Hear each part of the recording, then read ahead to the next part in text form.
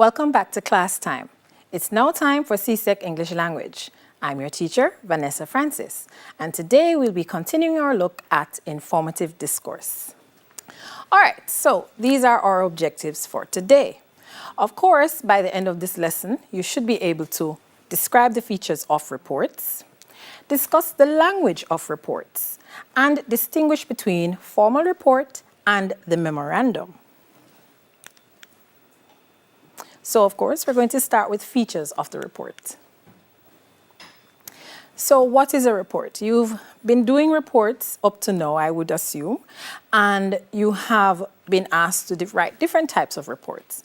So, specifically, a report is a type of writing organized around and identifying, examining issues, events, findings that have happened in a physical sense, or events that have occurred within an organization or findings from research. What should your report have? Well, your report needs to have no opinionated statements. Because of the nature of a report, it's factual. So you don't want to put in your personal opinions anywhere in there. They're not required, they're not asked for. Unless they've been solicited, leave them out. Of course, it needs to have careful and logical arrangement. It needs to be clear in your expression, so there needs to be clarity. And that word again, conciseness. So it means you're going to be direct. You're not going to be long-winded in your explanations. You're not going to put in any frivolous terms. You're going to be concise, and you're going to leave out everything that is unnecessary. Now, when you're writing a report, there are things you need to consider. You need to consider who will be reading your report. So based on who will be reading it, then you know what you need to include in it. What is the purpose of this report? Why were you asked to write it? And based on that purpose, then you know what to include in it as well. Why is the report needed? What was the reason given to you to write this report? And of course, what information should you put in there? So the reports we'll be focusing on today, the formal report, which takes in several types, and the memorandum. So we'll start, of course, with the formal report. Now, the format used for this is generally the formal letter format that we looked at last week. So when you're writing this type of report, the default rule, write a formal or business letter. Why are they used then, or when? Well, you use it to convey factual information in, again, a concise manner. Keep that word in mind, concise. For this particular section of the exam, as well as the summary writing section, that word will keep coming up over and over and over again. So here are a few examples of types of formal reports you might come across. So informative report, as the name suggests, general information. You are just basically asked to write about a certain issue or topic, and hence this report. An analytical report, one where you are possibly going to analyze some facts, some figures, some trends, possibly analyze some phenomenon or phenomena, as the case may be. An eyewitness report, as the name suggests, you were standing somewhere, possibly, hopefully minding your own business, something happened, and you are asked to write about it. An incident report, sometimes confused with an eyewitness report, similar in the sense that you're writing about something that occurred. A progress report, as the name suggests, you're writing about the progress of something. So perhaps you had a project that is ongoing, so you're updating whoever it is about this project. A periodical report. So for instance, many companies have a quarterly report. So every few months they submit a report so people can know what is happening, what's going on, where they're standing financially, and so on. And special report, an umbrella term, you're given a specific reason to write that particular report. Now for the memorandum. What is it? Well, it's a report, yes. It's a little less formal than the formal report, hence the distinction. But for the memoranda, the plural of memorandum, It is specially formatted and it is used within an organization. And that is very important for you to remember. So your memoranda are distributed inside a particular company, firm, business place, whatever the case may be. It's used within. It's an internal business communication tool. And the format, as I said before, it's informal. But just because the format is informal does not mean the memoranda are informal. The memorandum needs to still be businesslike, and it is basically public. So the purpose is usually that within the organization, you use these to make announcements. So if there's a meeting coming up, you can send out a memorandum. If there are certain special dates coming up, you can use it for that as well. You use them to discuss particular procedures. Now that we have this pandemic going on, many businesses had to come up with different protocols so they can inform everyone in the organization using a memorandum. Of course, you can report on company activities. So there are various things that the company might be involved in. You can use that to alert everyone what is going on. And in general, to give employee information. Now here's a look at the format. As you can see, as I said, it's different from the formal letter format. Remember the formal letter format, you had two full addresses, the date in between, salutation, that sort of thing. With the memorandum, and now you can see why it's informal. All you have, to, and you write the person's name, as well as their title, from, your name, and your job title. You may also sign it if you wish. The date, of course, is very important, and the subject, what the memorandum is about. So when are they inappropriate?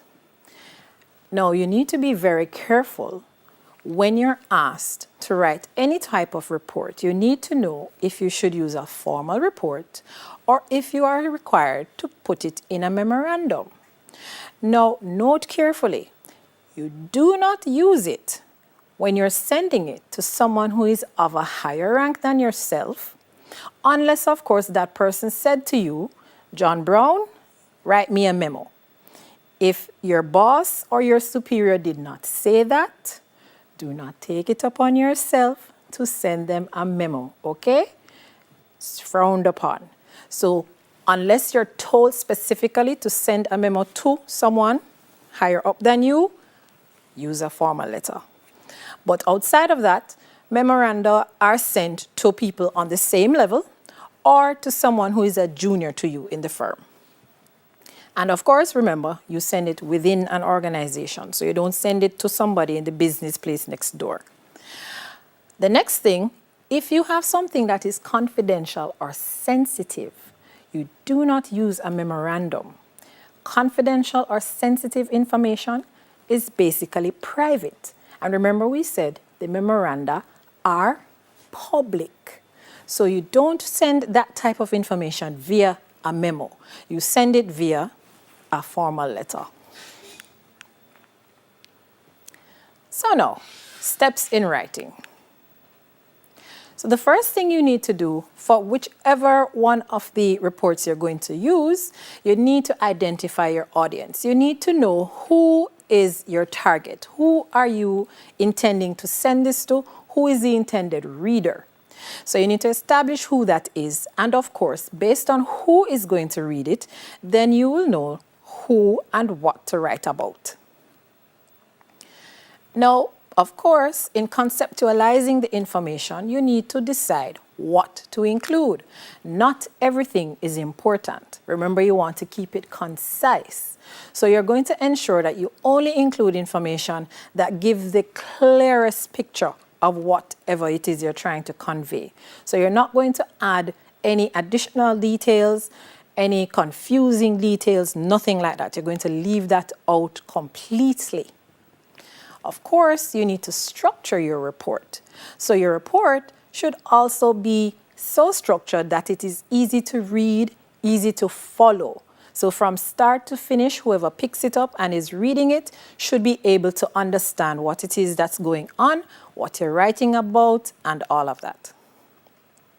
Again, You see that C word keeps coming up?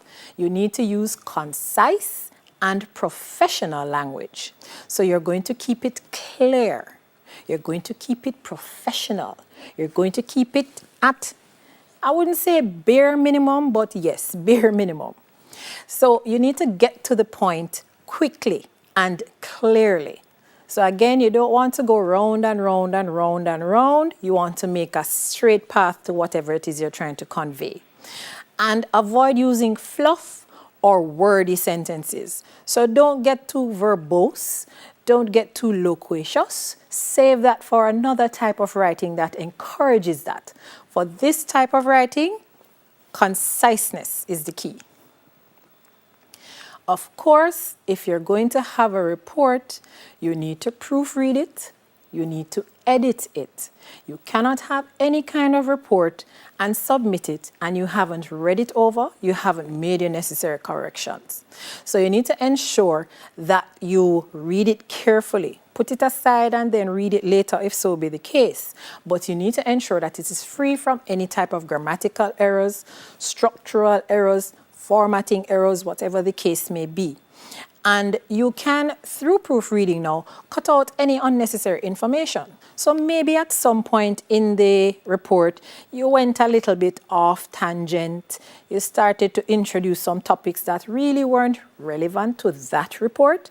When you proofread, you can just strike it out so you know that, I'm supposed to be talking about sales for this quarter. Why am I talking about purchases from last quarter? How those two things link up. So now, organizing it. So for your report, of course, you're going to be writing in paragraphs. So this is an idea of how you can organize these paragraphs. So you have your opening segment. And if you think carefully, you would realize your opening segment does the same job as an introductory paragraph. So, of course, for this section, you need to make sure you clearly state the purpose of the report. Again, remember, why have you written this report? What was the stimulus given?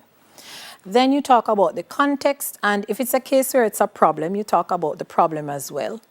And you talk about the specific assignment or task, as the case may be. So depending on what the report is about, these are the things you need to address in your opening segment. Now, here are the specifics. So you need to ensure that you give a brief overview of what the report will be about. So in your opening segment, just as how you have a thesis statement in an essay, you need to do something similar in your opening segment of your report. So from the moment I start reading it, your boss starts reading it, your colleague starts reading it, they should get an idea of what to expect. So just in case the report is not meant for that person, then they can always pass it on to whoever it is meant for. Now, of course, the introduction will be based on the type of report you're writing, who you're writing to, the plan you have for the nature of the report. So if you're going to be giving some chronological details, then your introduction should speak to that.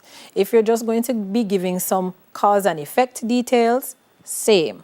Your introduction needs to address that type of issue so that, again, your reader is prepared for what is coming next. Now, of course, you need to be direct. So the more direct the plan is, then the more direct your introduction should be as well. Of course, you need to include the purpose of the report. Why is this report being written? Why is it necessary? So your audience needs to know what the purpose of the report is, because it's not necessarily a case where the report was requested. Perhaps you had to just write one, and in writing it, you send it off. So again, your reader picks it up. Why did John Brown write this? Oh, because so and so and so and so. So that should be stated. And of course, it should be brief and about one short paragraph. You don't want to be long-winded because the introduction is not the body. The introduction just alerts your reader as to what to expect. So you don't want your introduction to be too long. The next thing now, you need to ensure that you include the context the circumstance or the background of whatever issue it is that you're going to be discussing. So they need to know basically the setup. If you're writing a sales report, then of course they want to know what is the period of time that you're writing it for. Is it that you're going to compare this period to another one? That sort of thing. And of course, you may use a paragraph or a few sentences to do this. You don't want to be too long. Remember, this is not the focus of the report, so you don't want to get into too many details this early on. Now, sometimes you can just use a little sentence to explain the context. So here's an example. Through market research and analysis, and you continue. So right there, your reader knows that you're going to talk about market research, you're going to talk about the analysis. Now, again, you only want to include what is relevant, but you also want to ensure that it is clear. Now for the next section, the task segment. So you're basically going to describe what you're going to do to address the issue, if that is the case, or help solve a problem, if that is the case. Now, if it is a case where an action was requested, then your opening sentence should address this. So you would say something like, in response to your request that I look at such and such. So right there, you are jumping into what your task was. You are addressing the task you have been given. If something slightly different happens and you want to explain your intentions, then you can start with this. To determine the best method of promoting the new fall line, I will such and such and such. So again, your sentences are important. You notice for these two examples, they jump right into the heart of the matter. So you don't need to have any long drawn out preamble. You don't need any long-winded introduction. Get to the point quickly. Now again, you must only include necessary information. So the information that is required by whoever is reading it, whoever is supposed to address this issue. Limit it to that. You don't want to have too many details that are unnecessary. You want to ensure that you stay on point at all times. Now, avoid rambling. Rambling is good for long, leisurely country walks on a Sunday afternoon when you have nothing to do but enjoy nature. Rambling is not good when you are writing a report that should address a certain issue that is addressed to someone who has other issues to address. They need to get the information and they need to get it on spot. So do not ramble in your description of anything. So make sure that you use clear terms. Make sure that you stay on point. Of course, make sure that your purpose statement divides your subject into the most important topics. Purpose statement, topic statement, basically the same idea. So that statement that tells what this report is about, if there is more than one issue that you will address, make that statement notice the person who is going to read it. So that person should know that, okay, John Brown is going to talk about these three things. So make sure your statement covers that. Now for the summary segment. As the name suggests, you're going to sum up what is going on. So you're now going to use this for short reports, and you're going to basically key into what the main ideas were. So you don't need to have a very long summary segment, especially if your report is not supposed to be long, but it helps. Now, this segment will provide a brief statement of the recommendations you're making. So if you are asked to address an issue and then to give some suggestions as to how to alleviate an issue or how to mitigate something, then this is where you'd put that in. You can also make references to methods and sources that you used.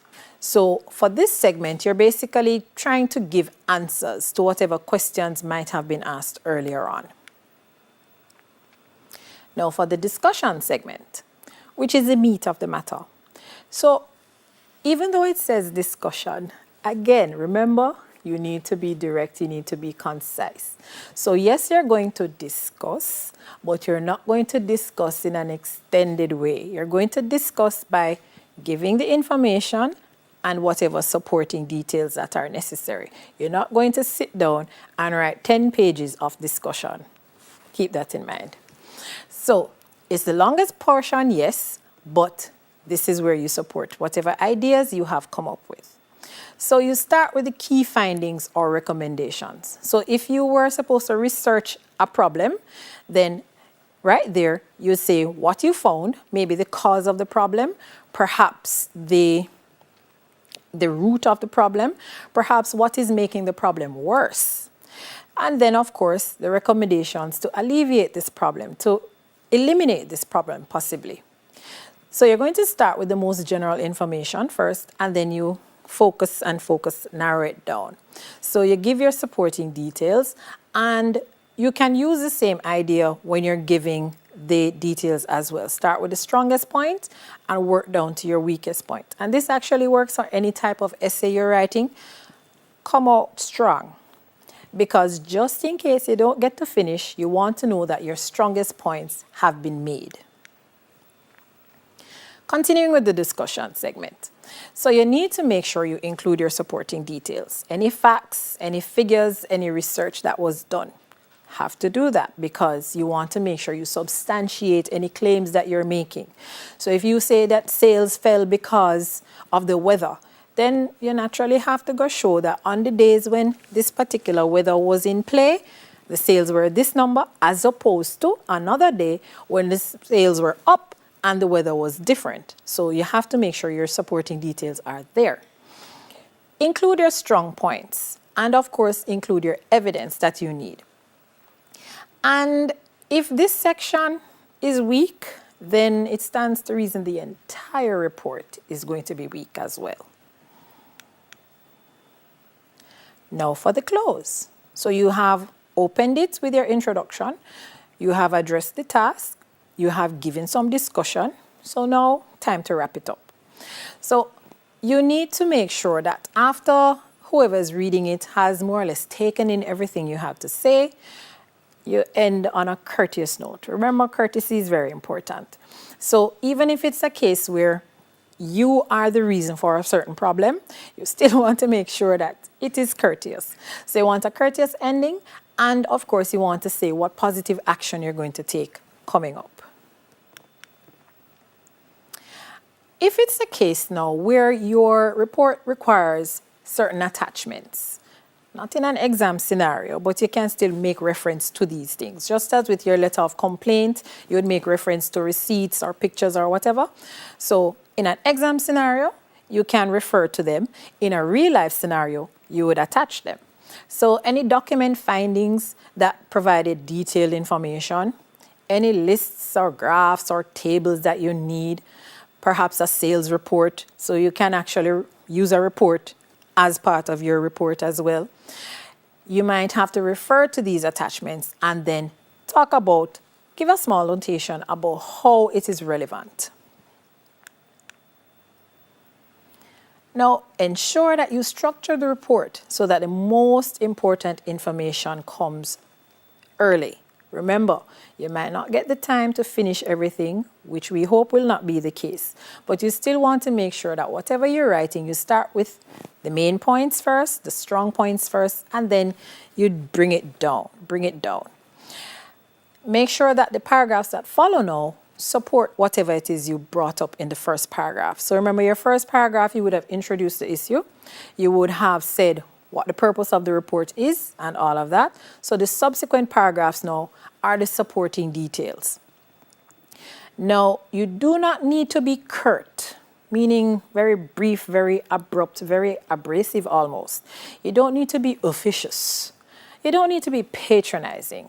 So even though you want to be brief, you want to be brief but polite. You want to be brief but well-mannered. You want to be brief but still have a certain level of courtesy involved. So now we're going to see what it is you actually know about reports. So you're going to get a few scenarios, and I want you to think about them for a little bit, and then I want you to tell me, what kind of report would I need to use for this scenario versus that one? So now, Here's our first scenario. You need to send out general information to your colleagues or to employees. Which one of these must you use?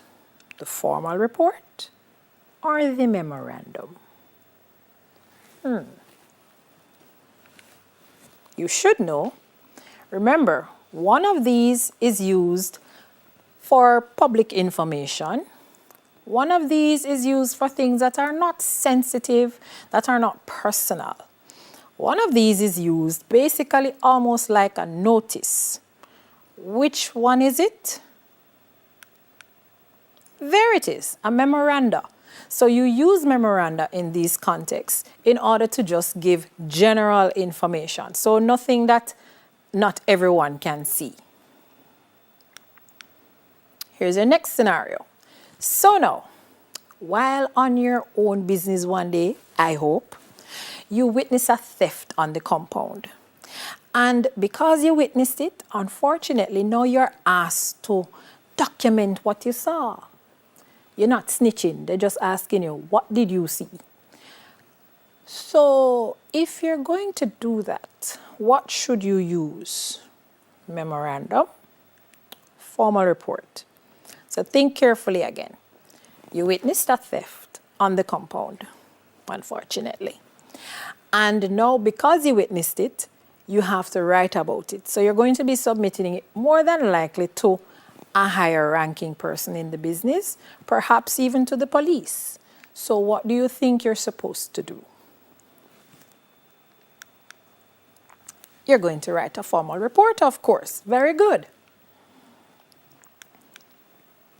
Now, your company wishes to send a written proposal for a liaison with another company. What document should you use? So let's look at the details now. So your company wants to perhaps merge with another company. Perhaps they have a project they want to work on with another company, whatever the case may be. So they want a liaison. So that liaison can take any different form, any of many different forms. So you are asked to write up this document to send to the company. So your company is Images and Visions, and you want to liaise with Memories and Productions. What are you supposed to write? Do you write a memo and send over there? You sure? Sure? No, you're supposed to write a formal report. Remember we said the memorandum is used inside. So I can send one to somebody else within my organization, who of course is of my rank or below, but I should not take up myself and send a memorandum to another organization. First of all, that looks very impolite, very rude. So it would be a case where if I want to ask this company if they want to merge with us on a special project, as the case may be, I need to send them a formal report, a formal letter format, write to them nicely, use all the different strategies and techniques we discussed last week, and say, hello. Now look at this one. So a meeting was held among the managers of various departments regarding the agenda for a staff Christmas party. We're not really having many of those, but just in case. And in this meeting, they also discussed the dress code. So now, they want to tell everybody what it is that they have decided on. So what should they write? What should they use? So remember now, the managers met. They discussed the party, they discussed the dress code, all the little details. Now they want to inform everyone else in the company of what decisions were taken. So what should they use to get this information across? A formal letter? Perhaps. Is it really necessary to do a formal letter though? You think so? Sure? No. For this type of scenario, you need a memoranda because it's just a general notice that is going to go out to all the members of the different departments and so on. So it is not something that is private. It is not something that is sensitive. It is not something that is personal. It is a general announcement that is being made. So each person can just get their own memorandum. Now look at this one. You need to relay information requested by your manager or supervisor or director. What should you use? So, your manager or your supervisor or your director, depending on where you work, has asked you to go find out something, some details, and you are now in receipt of this information and you're ready to pass it on to your manager, your supervisor, or your director. What should you do, my dear? Do you write a memorandum? Do you write a formal report? They asked you for the information. You got the information. Now you're ready to give them the information in writing. So of course I can write a memo, don't it? You think so? Keep in mind what we said earlier. Unless you're specifically told to create a memorandum, you do not send a memorandum. Unless your boss says to you, John Brown, find this out for me and just write up a memo and leave it on my desk. That's fine because you were instructed to use a memorandum as a response to the request. However, in this scenario, we were missing that little detail. It did say that they requested information. It did say that you're going to send the information. It did not, however, say that you were given permission to use a memorandum. So keep that in mind. So let's recap quickly. So remember, formal reports are for, as the name suggests, formal situations. So when you are writing to someone who is of a higher rank, when you're writing to someone outside of your organization, when you are writing about something that is possibly sensitive, something that is possibly confidential, something personal, you use a formal report. The memorandum, because of its nature, is more or less public. So if you just want to send out a general notice, use a memorandum. If you just want to dispense some information quickly, use a memorandum.